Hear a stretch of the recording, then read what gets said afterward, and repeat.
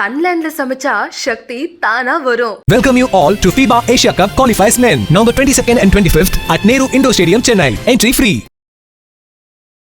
உங்களுக்கு வந்து ஒரு பிரெயின் ஹெமரேஜ் வந்து ஏற்பட்டிருந்தது. ஆனால் அந்த பிரெயின் ஹெமரேஜ் ஏன் வருது அப்படின்னும் போது மோஸ்ட் காமனாக வந்து நம்ம ஊரில் பிரெயின் ஹெமரேஜ் ஏற்படுறது முக்கியமான காரணம்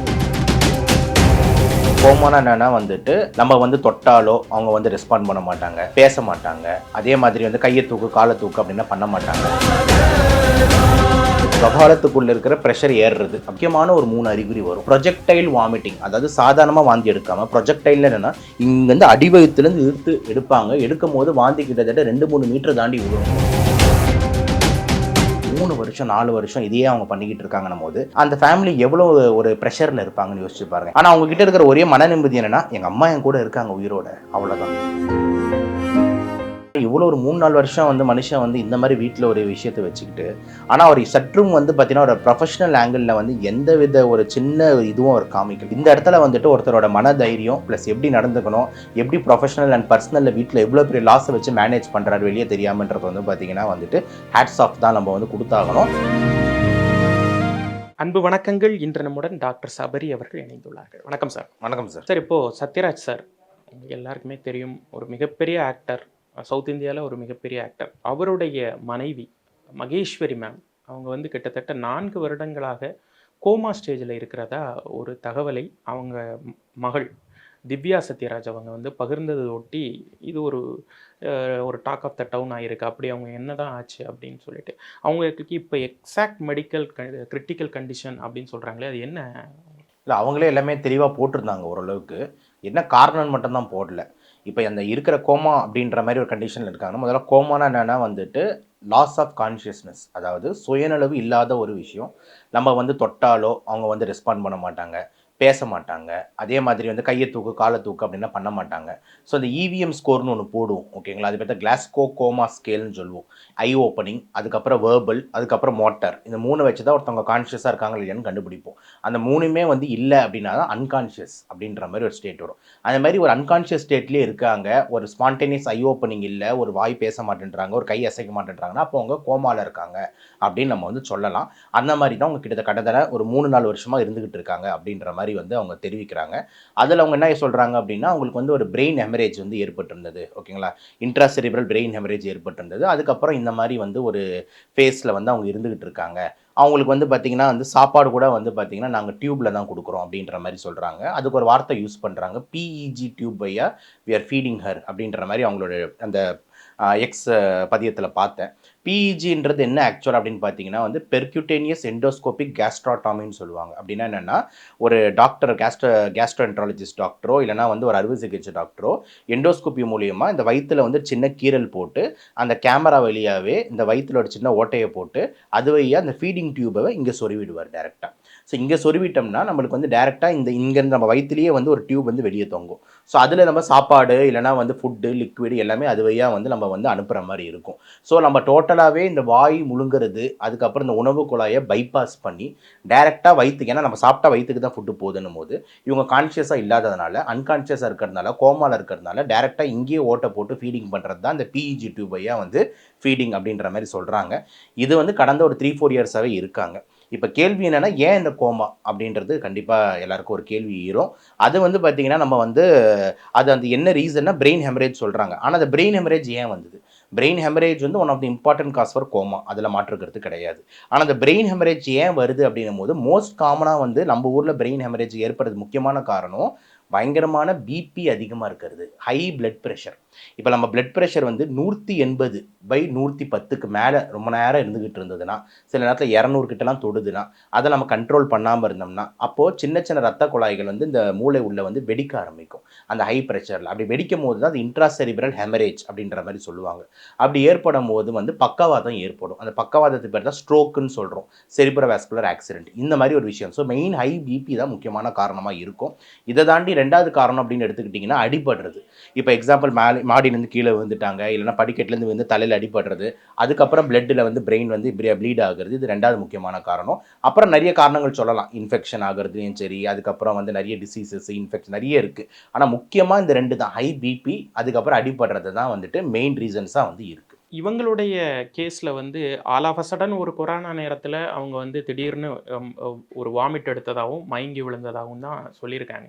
அது என்ன சார், அதுதான் வந்து அறிகுறி காட்டுமா இல்லை எப்படி? ரொம்ப கிளாசிக்கல் ஓகேங்களா. இப்போ வந்து நம்ம வாமிட்ன்றது என்ன சைன் அப்படின்னு பார்த்தீங்கன்னா, ஹை இன்ட்ராக்ரேனியல் டென்ஷன். அதாவது நம்ம மூளை இந்த கம்பார்ட்மெண்ட் இருக்குல்ல, அதுக்கும் வந்து ஒரு ப்ரெஷர் இருக்குது. அந்த ப்ரெஷர் பேர் தான் இன்ட்ராசெரிப்ரல் ப்ரெஷர்னு சொல்லுவோம், இன்ட்ராக்ரேனியல் ப்ரெஷர்னு சொல்லுவோம். அந்த ப்ரெஷர் ஏறுச்சுன்னா அது பேர் தான் இன்ட்ராக்ரேனியல் ஹைப்பர் டென்ஷன். அதாவது நம்மளோட தலைப்பகுதி, சிம்பிள் லாங்குவேஜ் நம்ம கபாலத்துக்குள்ளே இருக்கிற ப்ரெஷர் ஏறுறது அப்படின்றது மாதிரி வச்சுக்கலாம்.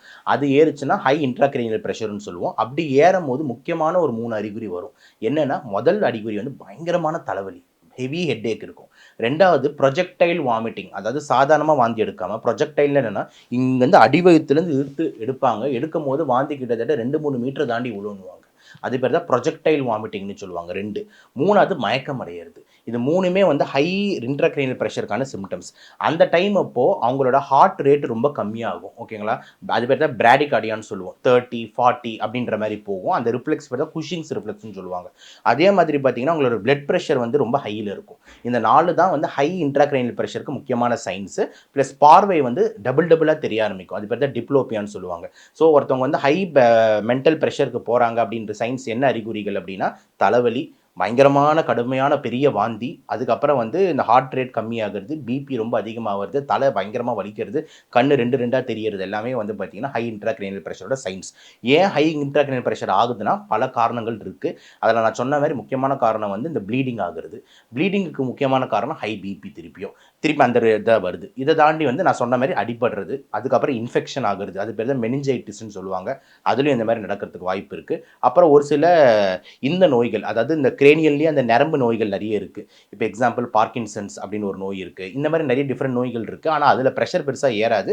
மெயினாக நான் சொன்ன அந்த முதல் 3-4 காரணங்கள் தான் மெயின் ரீசனாக இருக்கும். சார், இப்போது கிட்டத்தட்ட 4 வருடங்கள் அப்படின்னு சொல்கிறாங்க. ஸோ 4 வருடங்களாக இதே ஸ்டேஜில் வந்து போயிட்டுருக்காங்க. அப்படிங்கிறப்ப இதிலிருந்து ஏதாவது ஒரு மாற்று வழி அவங்களுக்கு இருக்கா? ஏன்னா அந்த பதிவை வந்து அவங்க பதிவிட்டதே வந்து ஏதாவது ஒரு இடத்துல எங்கள் அம்மாவுக்கு ஒரு தீர்வு கிடச்சிராதா அப்படிங்கிற அந்த உருக்கத்தோட தான் திவ்யா சத்யராஜ் அவங்க அந்த பதிவிட்டதா சொல்கிறாங்க. ஏதாவது ஒரு டாக்டர் இந்த மாதிரி ஒரு இந்த நாட்டில் இதுக்கு ஒரு மெடிசின் இருக்குது, இல்லை அது ஒரு ட்ரீட்மெண்ட் இருக்குது அப்படின்னு சொல்லிட்டு நமக்கு கிடச்சிராதா அப்படிங்கிற ஒரு ஏக்கத்தில் தான் அவங்க பதிவிட்டிருக்காங்க. அவங்களே வந்து ஒரு நியூட்ரிஷன் அந்த மெடிசினல் ஃபீல்டில் இருக்கிறாங்க கூட. அது உண்மையே ஒரே ஒரு வார்த்தை சொல்லணும்னா, இந்த இடம் வந்து பார்த்தீங்கன்னா ஒரு காம்ப்ளெக்ஸான விஷயத்தை டீல் பண்ணுறோம். அந்த காம்ப்ளெக்ஸான விஷயம் என்னென்னா மூளை, பிரெயின். இது வரைக்கும் யாருமே ரீப்ரொடியூஸ் பண்ண முடியாத ஒரு விஷயம், ரீப்ரொடியூஸ் பண்ண முடியாத ஒரு இன்வென்ஷன். அந்த படைப்பு கடவுளால் மட்டும்தான் படைக்க முடியும்னு சொல்லிட்டு இன்னும் பல சயின்டிஸ்ட் போராடிட்டு இருக்காங்க. கண்ணை மாற்றி வைக்க முடியுது, ஹார்ட்டை மாற்றி வைக்க முடியுது, கிட்னியை மாற்றி வைக்க முடியுது, லிவரை மாற்றி வைக்க முடியுது, ஓகேங்களா, பேன்க்ரியாஸ் கணையத்தை மாற்றி வைக்க முடியுது, நுரையீரலை மாற்றி வைக்க முடியுது, எல்லாத்தையும் மாற்றி வைக்க முடியுது. மூளையை மட்டும் மாற்றி வைக்க முடியாது. ஏன்னா லட்சம் இல்லை, கோடிக்கணக்கான மில்லியன்ஸ் அண்ட் மில்லியன்ஸ், இதுதான் டெக்ஸ்ட் புக்கில் போட்டிருக்க வார்த்தை, millions and millions of connection circuit, எல்லா உடம்புல இருக்கிற மொத்த சர்க்கியூட்டும் ஒன்று கண்ட்ரோல் பண்ணுதுன்னா அது நம்மளோட பிரெயின் மூளை தான். ஓகேங்களா. ஸோ அதை வந்து பார்த்தீங்கன்னா வந்து இவ்வளோ கனெக்ஷன்ஸ் இருக்கிறதுனால வந்துட்டு யாருனாலையும் பிரெயின் டிரான்ஸ்பிளான்ட் அப்படின்ற ஆங்கிளே எடுக்க முடியாது. ஓகேங்களா. அப்போ பிரெயின் ஏதாவது இஷ்யூவாக இருக்குன்னா மெயின் விஷயம் என்னென்னா பிரெயினே ரெக்கவர் பண்ணும். அதுதான் ரொம்ப ரொம்ப இம்பார்ட்டன்ட். ஓகேங்களா. இப்போ வந்து நிறைய பேர் வந்து அடிபடுவாங்க, முதல்ல ஒரு 2-3 நாள் கோமாவில் இருப்பாங்க, அப்புறம் கொஞ்சம் கொஞ்சமாக கண்ணை திறப்பாங்க, அப்புறம் லைட்டாக அசைவு வரும், லைட்டாக வார்த்தைகள் வரும். அப்போ அது வரைக்கும் நம்ம என்ன பண்ணுவோம்னா பேஷண்ட்டை பேலன்ஸ்டு ஸ்டேட்டில் மட்டும்தான் வச்சுக்கிட்டு இருப்போம். அதாவது அவங்களுக்கு பிபி அதிகமாகாமல் பார்த்துக்கிறது, அவங்களுக்கு சுகர் குறையாமல் பார்த்துக்கிறது, அவங்க ஹார்ட் ரேட் சீராமல் இருக்கிறது பார்த்துக்கிறது. ஏன்னா இது எல்லாமே வந்து நம்ம மெயின்டைன் பண்ணிகிட்டே இருக்கணும். நியூராலஜி பொறுத்த வரைக்கும் அதுவே அதை வந்து ரெக்கவர் பண்ணும். ஓகேங்களா. அது வரைக்கும் நம்ம வந்து நியூரோ ப்ரொடெக்ஷன் தான் தர முடியும். நியூரோ ப்ரொடெக்ஷன்ன்றது என்ன வார்த்தை அப்படின்னா பிரெயினில் ஃபர்தராக டேமேஜ் ஆகாமல் இருக்கிறது.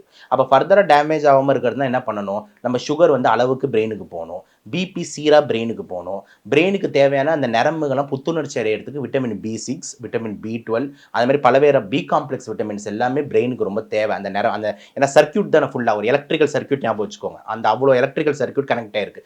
அதெல்லாம் வந்து பார்த்தீங்கன்னா நம்ம கொடுப்பாங்க. இதெல்லாம் கொடுத்துக்கிட்டு we have to wait. அதை தாண்டி வந்துட்டு நம்மளால் பெருசாக எதுவும் பண்ண முடியாதுன்றதான் முக்கியம். இதில் ரொம்ப சோகமான விஷயம் நான் என்ன பார்க்குறேன் அப்படின்ற மாதிரி பார்த்தீங்கன்னா, 3-4 வருஷம் வந்து பார்த்தீங்கன்னா ஒருத்தவங்க அன்கான்ஷியஸாக இருக்காங்கன்னும் போது, அவங்களுக்கு எந்த சுயநலமும் இல்லாமல் இருக்காங்க அப்படின்னும் போது, அவங்களோட டெய்லி ஆக்டிவிட்டீஸையே அவங்களால செய்ய முடியாது சார். அதுதான் ரொம்ப ரொம்ப ஒரு உறுக்குற விஷயம்.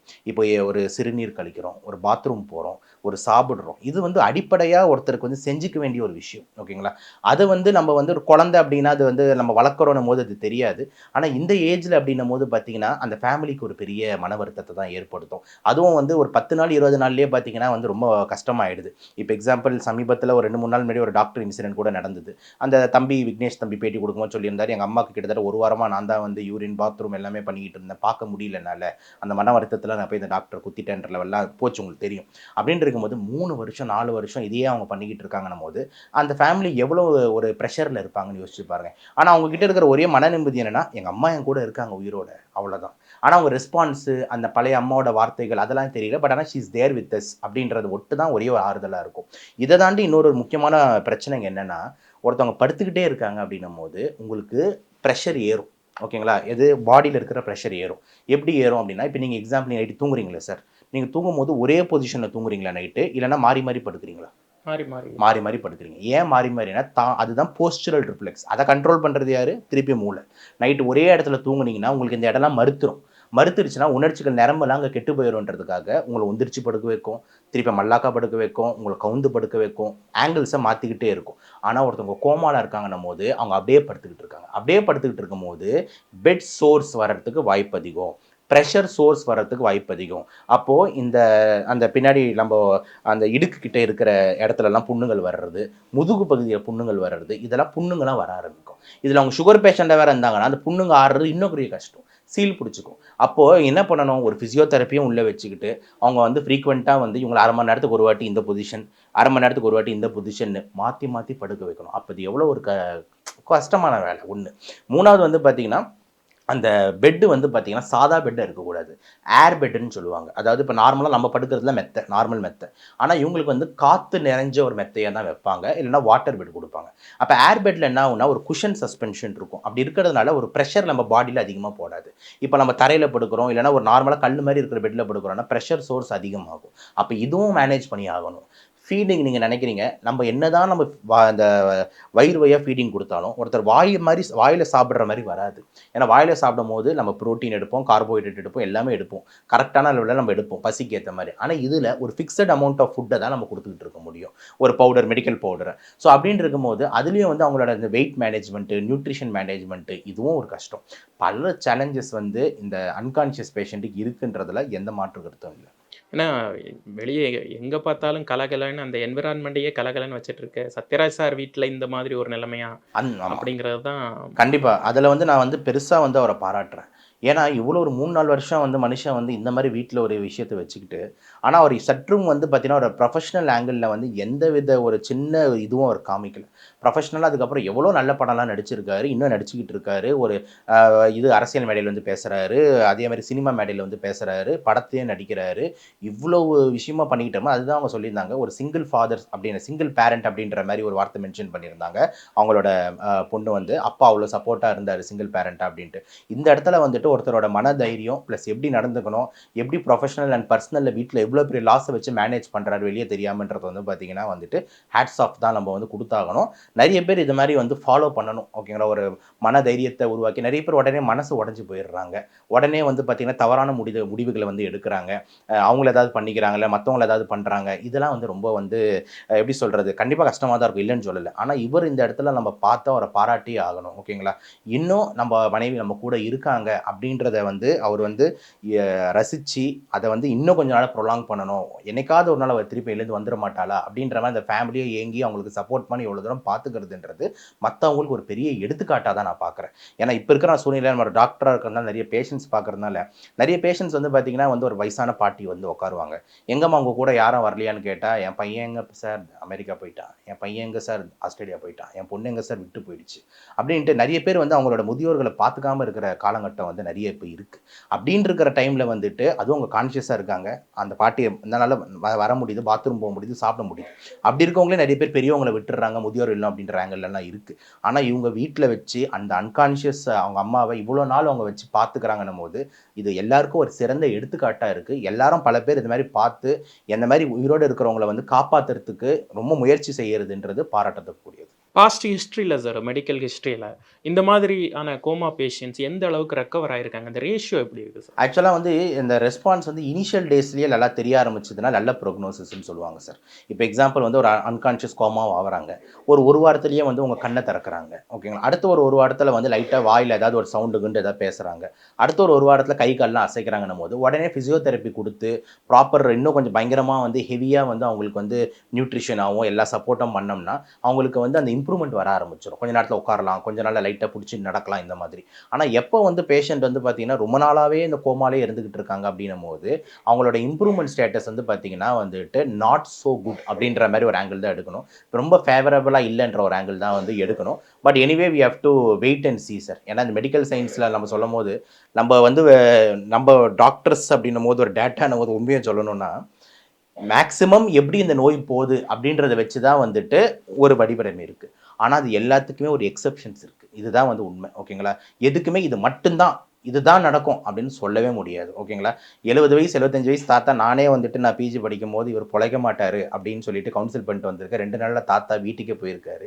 இன்னொரு 25-30 வயசு பையன் நம்ம 2 நாள் வீட்டுக்கு போயிடுவான்றவன் அன்றைக்கி நைட்டே வந்துட்டு ஆக்சிஜன் ரொம்ப கம்மியாகி இறந்ததையும் பார்த்துருக்கேன். அப்படின்ட்டு இருக்கும் போது மெடிக்கல் சயின்ஸில் வந்து 90% நம்ம கெஸ் பண்ணுறது கரெக்டாக போகும், ஆனால் ஒரு 10% ட்ராக் எப்படி வேணாலும் எடுக்கும் அப்படின்றது தான் உண்மைன்றதுனால இந்த கேஸையும் வந்து பார்த்திங்கன்னா நம்ம தோ இனிஷியல் டைமில் ரெஸ்பான்ஸ் இருந்தால் நல்லா இருந்திருக்கும், இன்னும் கொஞ்சம் ரெக்கவர் ஆகும், ரொம்ப நாள் ஆனதுனால வந்துட்டு தெரியல கொஞ்சம் கஷ்டம் அப்படின்னு சொன்னாலும் miracles can happen any time. அந்த ஃபேமிலியும் அதை நம்பி தான் இருக்குது, நம்மளும் அவங்க கூட சேர்ந்து ப்ரே பண்ணுவோன்றது தான் நம்ம ஆங்கிள் இருக்குது. நிறைய விஷயங்கள் எங்களோட பகிர்ந்துக்கிட்டீங்க, ரொம்ப நன்றி சார். வாய்ப்புக்கு ரொம்ப நன்றி சார். தேங்க்யூ. சன்லேண்ட்ல சமைச்சா சக்தி தானா வரும். Welcome you all to FIBA Asia Cup Qualifiers Men, November 22nd and 25th at Nehru Indoor Stadium, Chennai. Entry free.